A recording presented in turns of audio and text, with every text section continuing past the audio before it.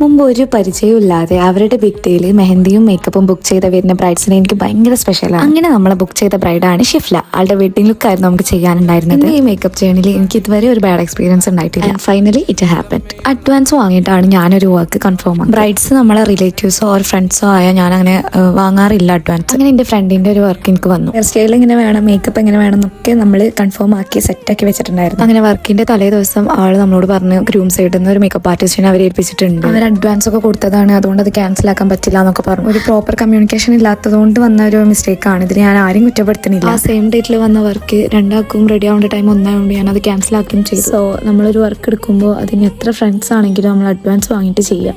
സത്യം പറയാലോ, എന്റെ മേക്കപ്പ് അടിപൊളിയാണ്.